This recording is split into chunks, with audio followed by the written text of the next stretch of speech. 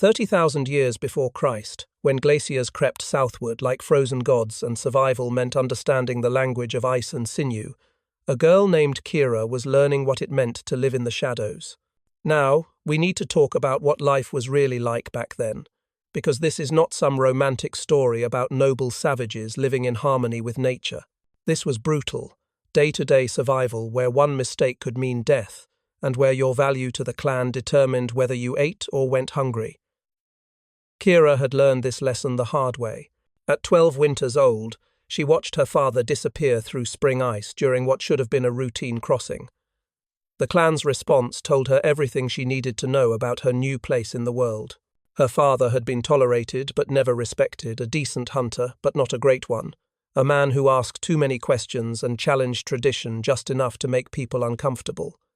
When he died, that tolerance did not extend to his daughter. So here is what happened.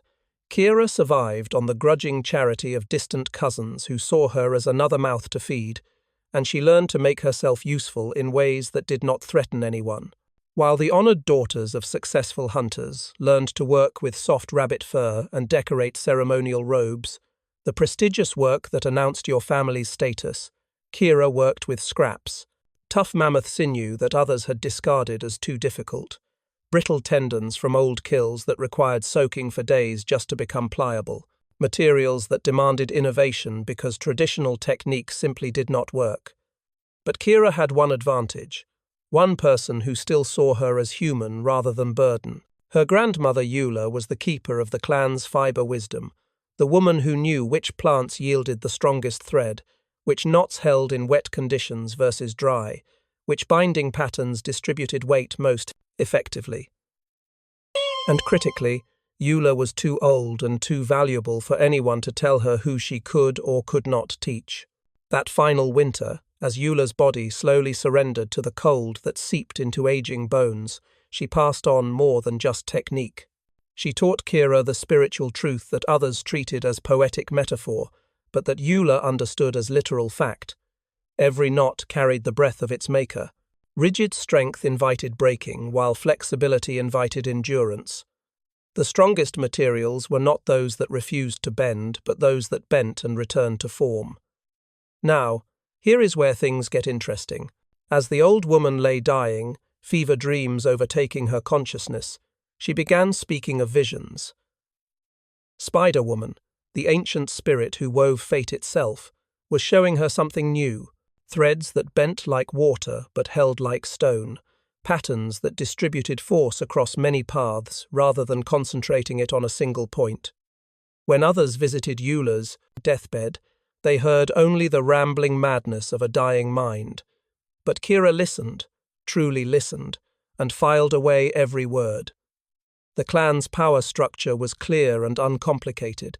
Torak the Bold stood at the center, a giant of 28 winters, whose sheer physical dominance was reinforced by technical mastery. His triple wind knot, the standard technique passed down through generations, had bound the spear that killed the last great cave bear. That kill had happened 6 winters ago, and people still spoke of it with reverence.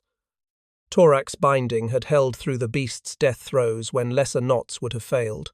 This was not just skill. This was sacred knowledge proved through blood.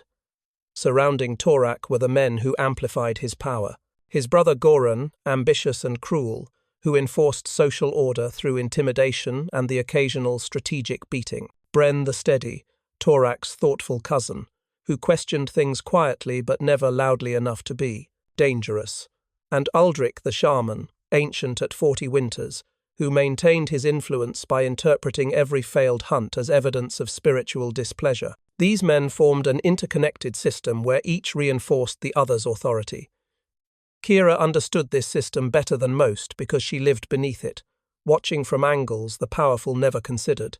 She saw how Goran's cruelty made Torak seem reasonable by comparison, how Bren's quiet doubts made Torak's certainty seem more solid, how Aldrich's supernatural explanations prevented anyone from questioning whether traditional techniques might have practical limitations. The revolutionary discovery came while Kira was watching wolves hunt an elk work she did because someone needed to track predators away from the clan's territory, and orphan girls were expendable for dangerous tasks. she noticed something that countless humans before her had seen but never truly observed. The elk's tendons stretched dramatically as it fought, extending and contracting like living springs without breaking. But the dried sinew in her gathering bag, prepared using traditional methods, snapped at the slightest overextension. That night, working by stolen firelight in the corner where nobody cared what she did, Kira began experimenting. What if she created tiny spaces within the knot itself? What if, instead of pulling everything tight, which was the fundamental principle of all traditional binding, she wove patterns that allowed controlled movement? She tested the concept on her own gathering tools first, then on practice spears made from discarded wood. Each success built her confidence. Each failure taught her something new. The catastrophic mistake came when confidence overrode caution. During the ritual preparation for the Great Autumn Hunt, as warriors gathered to bind their spear points using Torak's sacred technique, Kira approached with her sample spear. She actually thought they would listen. She actually believed that demonstrating superior performance would overcome prejudice and tradition. Torak grabbed her spear and snapped it over his knee. It took him 3 attempts, which some of the younger hunters noticed, but nobody acknowledged the implication. The laughter that followed echoed off the canyon walls as warriors mimicked her woman's weaving, calling her knots pretty but useless. Goran led the mockery, his voice cutting through the others. Weak as her father, who could not even walk on solid ice without dying, Kira stood frozen as the hunters turned back to their sacred work, dismissed and diminished. But even as shame burned through her chest, even as she retreated to the shadows where orphan girls belonged, a different emotion was building beneath the humiliation. Not anger, exactly. Something colder and more calculating. They had judged her innovation without testing it. They had chosen certainty over curiosity. And because of that choice, because of pride, dressed up as tradition, people were going to die. She just did not know yet that she would be the one who had to save them. The mammoth hunt was not something you just decided to do on a whim. This was the most sacred, most dangerous, most essential undertaking of the entire year, and it required 3 full days of preparation that transformed ordinary men into deathbringers. The hunters purified themselves in smoke lodges, sitting in darkness thick with burning sage and juniper while chanting songs their grandfathers had taught them. Songs their grandfathers' grandfathers had taught before that, stretching back through time until the origin disappeared into myth. Meanwhile, the women prepared the traditional bone marrow paste, a mixture of rendered fat, crushed bones, and sacred herbs that would give warriors the strength of the animals they consumed. Children, eager to participate in the great ritual, gathered the sacred red ochre from the clay banks 3 valleys away, carrying it back in leather pouches like they were transporting liquid fire. This ochre would mark the hunters as something other than human, something that walked between the world of the living and the world of death. Kira watched all of this from the edges. As she watched everything, she saw the 15 warriors bind their spear points with Torak's triple wind technique, each knot blessed with drops of fermented blood that would call the mammoth spirits to accept their death. She watched Aldrich the shaman dance until he collapsed, his body seizing with what everyone interpreted as divine possession. When he finally spoke, his voice hoarse and strange, he declared he had seen victory in the smoke visions. But here is what nobody knew. Aldrich confided to his apprentice that night that he had also seen troubling images, spiders weaving webs around the sun, threads breaking and reforming in patterns he did not understand. He chose not to share these visions because acknowledging uncertainty would undermine his authority, and authority was all that kept a 40-year-old man valuable to the clan. So he kept his doubts private and his pronouncements confident, which is how spiritual leaders have always operated. Now, what Kira did next was absolutely forbidden. Against all tradition, against explicit threats of exile or worse, she followed the hunting party. She stayed far enough back that they would not notice her, carrying 3 spears she had bound in secret with her flexible weaving technique.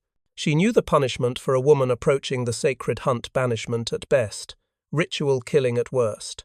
Some clans still practiced the old ways, where women who violated hunting taboos were simply left behind in the snow. But something deeper than fear drove her forward. Maybe it was Spider-Woman speaking through her grandmother's dying dreams. Maybe it was simple recognition that without the mammoth meat, the weakest clan members, people like herself, would not survive the coming winter. Or maybe, and this is what I think was really happening, she understood on some instinctive level that she was right and they were wrong, and she could not stand by and let pride masquerading as tradition kill people she cared about. The journey to the hunting grounds took 17 days. 17 days of tracking the hunting party across frozen marshland where each step cracked through ice into sucking mud that could swallow a person whole, through stands of dwarf birch that provided cover but also hid crevasses and sinkholes. Kira stayed downwind, always downwind, because the hunters might not see her, but they would absolutely notice an unfamiliar scent. She ate what she could scavenge, frozen berries, bark from certain trees. Once a rabbit she managed to trap. She slept in snow caves she dug with her bare hands. And finally, the hunters found what they were looking for. The mammoth herd was gathered in a box canyon, trapped there by geography and instinct. 23 adults and 7 calves, led by an ancient matriarch whose tusks curved like the moon and whose memory held knowledge of migration routes used for generations.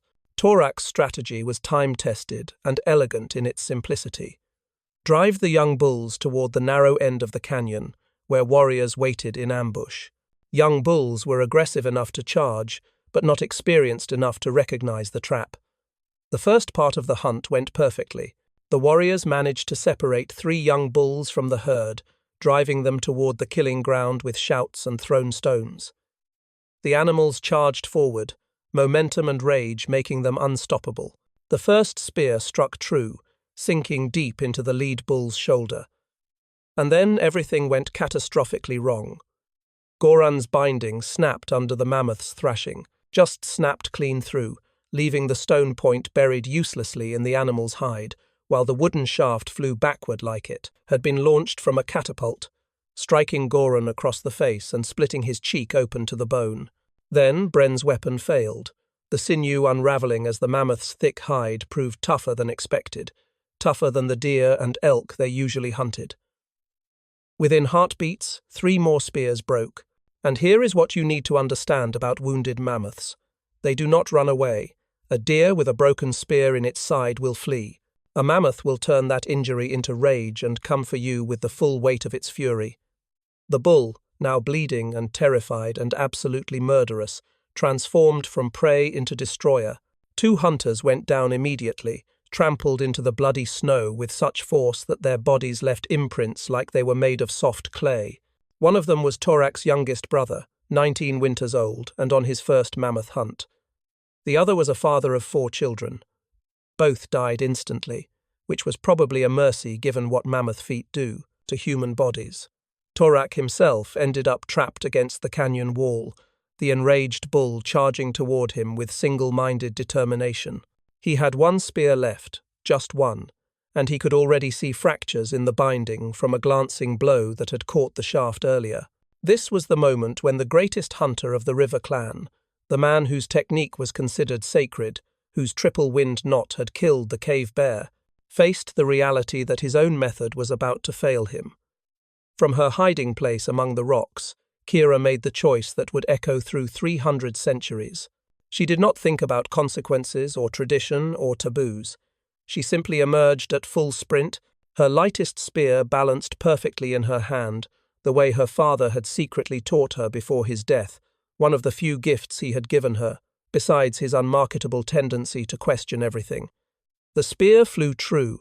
It struck behind the mammoth's shoulder, precisely where Kira had aimed, sinking deep into the space between ribs where the heart pumped blood through veins as thick as a man's wrist. And when the beast turned to face this new threat, when it bucked and thrashed and charged toward her with eyes rolling white with pain and rage, the binding held.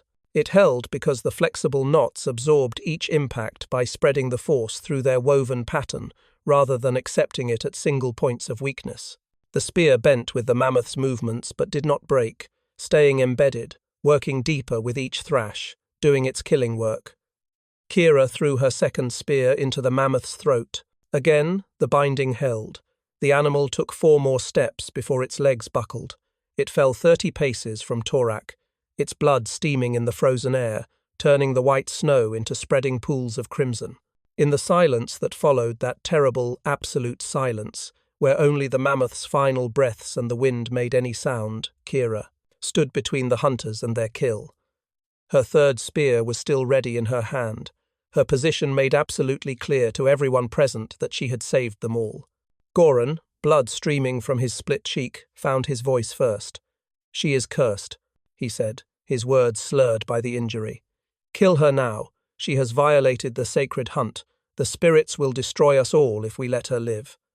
But Bren, the steady, Torak's thoughtful cousin, who quietly questioned whether strength alone should determine everything, picked up one of Kira's spears.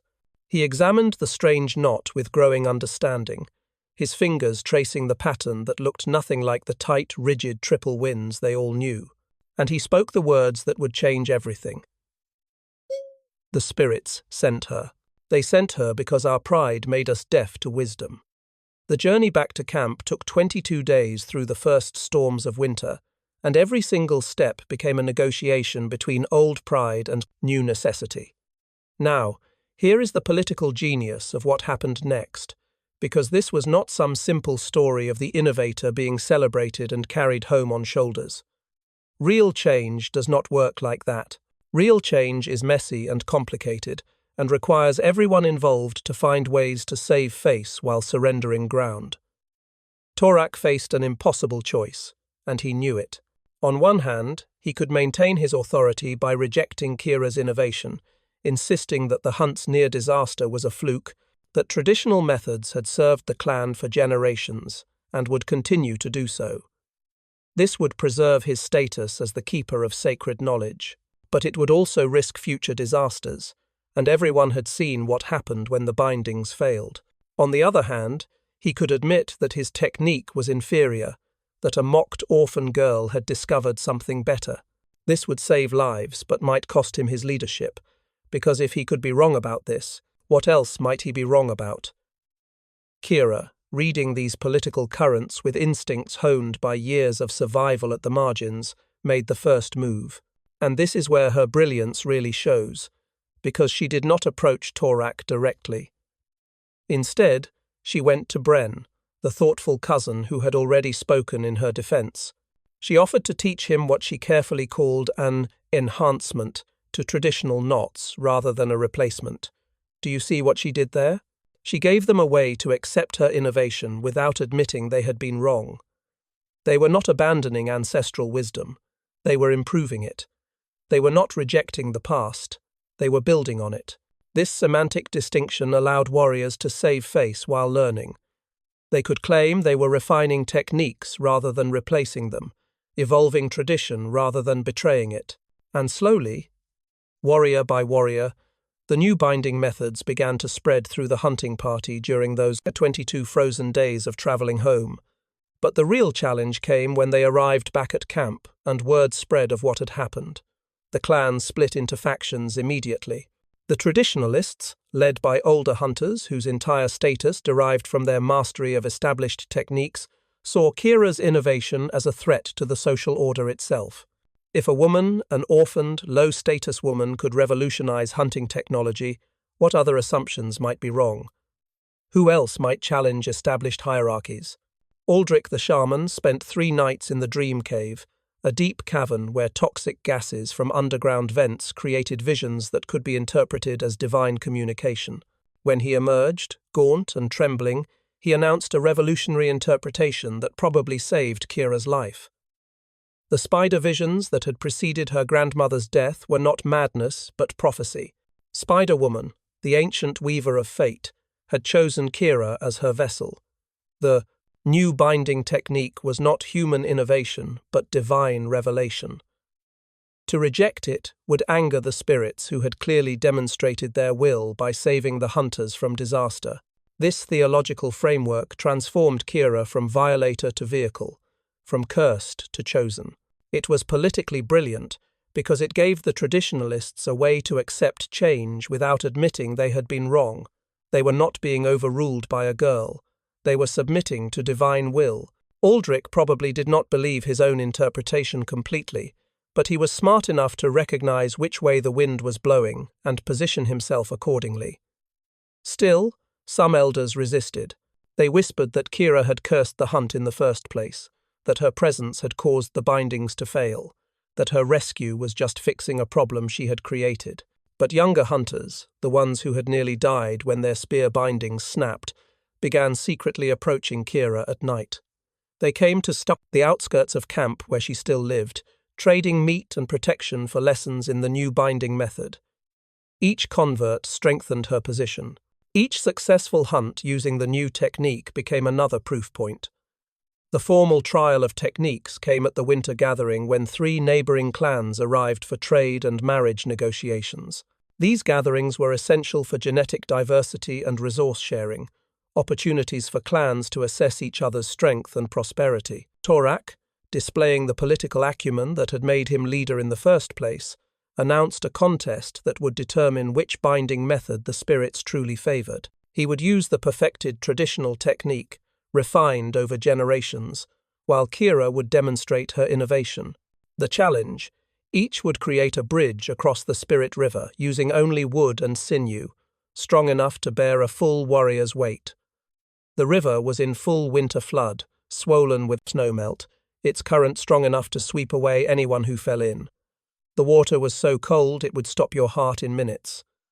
Torak worked with confident efficiency, his movements precise and practiced. His triple winds were tight and uniform, each knot identical to the last. The bindings pulled so taut they sang when plucked. The assembled crowd murmured approval. This was how things should be done, with certainty and tradition and visible strength. Kira's bridge, by contrast, looked wrong to everyone watching. Her web-like pattern appeared disturbingly loose, the bindings seeming to have slack built into them. People began to laugh, the same mocking laughter that had followed her at the hunt preparation. Some shouted that she was making a fool's bridge, that she would be responsible for a warrior's death. Even some of those who had secretly learned her technique felt doubt creeping in. Maybe her method only worked for spears. Maybe applying it to a bridge was overreach. When the testing began, Torak crossed first. His bridge held firm under his weight, steady and solid, and for the first 10 steps it looked like tradition would triumph. Then he reached the center point, where the stress peaked, where the full force of his weight and the bridge's own structure created maximum tension on the bindings. The first knot snapped with a sound like breaking bone, then the second, then the third, each failure triggering the next in a cascade of destruction. Torak plunged into water so cold it stole the breath from his lungs. Warriors on both banks dove in immediately, pulling him out before the current could sweep him away. But everyone had seen what happened. The traditional technique, perfected over generations, blessed by shamans, proved through countless successful hunts, had catastrophically failed under this new challenge. Kira's bridge was tested by the heaviest warrior present, a giant from one of the visiting clans who weighed nearly as much as 2 normal men. He stepped onto the bridge carefully, and everyone watched it flex dramatically under his weight. The bindings stretched, the whole structure seeming to sag, and spectators gasped, certain they were about to witness a death. But the bridge held. It bent, but did not break. The woven pattern distributed his weight across multiple load paths rather than concentrating it on single failure points. When the warrior reached the far side safely, the silence was absolute. Torak stood dripping on the riverbank, his body shaking with cold, facing the moment that defines true leadership. He could blame the river current, blame the wood quality, blame anything except the truth. Or he could do something harder. He could choose clan survival over personal pride. He rose to his feet, water streaming from his furs, and spoke loudly enough for all 3 visiting clans to hear.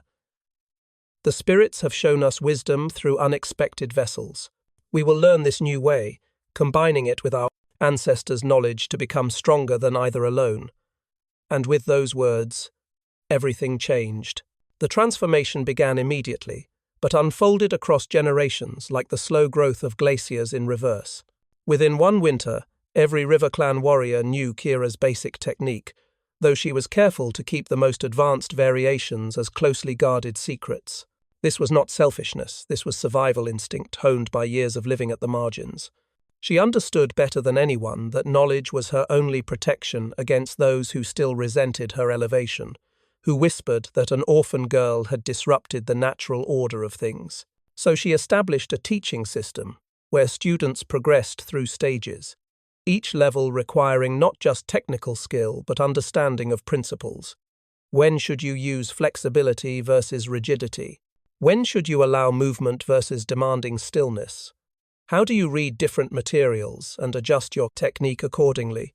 She was not just teaching knots, she was teaching a way of thinking about problems, a methodology that could be applied to challenges that did not even exist yet. Her first formal apprentice was Torak's own daughter, a girl of 13 winters named Mira. This was a brilliant political choice by both Torak and Kira, though for different reasons. For Torak, it signaled to the clan that he fully embraced the new techniques and saw them as the future. For Kira, it cemented her position while ensuring that the next generation would see her innovation as tradition rather than disruption. Mira would grow up thinking of flexible binding as normal, and she would teach her children the same way. The economic revolution followed naturally from the technical one, though it took years to fully manifest. Here is what happened. Clans that mastered the new binding could hunt more efficiently because their weapons did not fail at critical moments.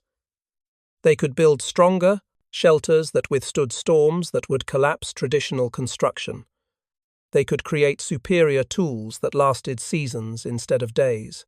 This meant they spent less time on basic survival and more time on everything else: art, storytelling, innovation in other domains, population growth. The River Clan transformed from peripheral survivors to central traders within a single generation. Delegations began arriving from hundreds of miles away, traveling for weeks through dangerous territory just to learn from Kira, who was now known throughout the region as the Weaver. Some called her Spider-Woman's voice, others called her the Thread-bringer. She negotiated these teaching opportunities carefully, understanding that giving away all your knowledge for free was a path back to powerlessness. She traded different aspects of her technique for specific advantages. Basic patterns she taught freely to build goodwill and establish the River Clan's reputation as generous sharers of wisdom. Intermediate techniques she traded for formal alliances, for marriage agreements that would bring new bloodlines into the clan, for access to obsidian deposits and flint beds. Advanced methods she taught only to those who married into the clan permanently, ensuring that the most valuable knowledge stayed within the family while still spreading outward through strategic kinship networks. Her own marriage to Bren, Torak's thoughtful cousin who had first recognized her innovation's value on that frozen canyon floor, was both love match and political masterstroke. It united progressive and traditional factions within the clan, gave her children legitimate high status, and signaled that innovation and establishment could not just coexist, but thrive together. Their first child was a son they named after Kira's father, a gesture that said the mocked and dismissed also deserved to be remembered. 20 winters after the laughter that nearly destroyed her, Kira sat in the place of honor at the great gathering, her hair now touched with grey at 36 winters, an age that was considered impressively old for the time. She was teaching the grandchildren of people who had mocked her, showing them variations on her technique that she had only recently perfected. And here is the beautiful thing. The technique had evolved beyond her original vision. Other innovators had added their own improvements, creating specialized variations for different materials and purposes.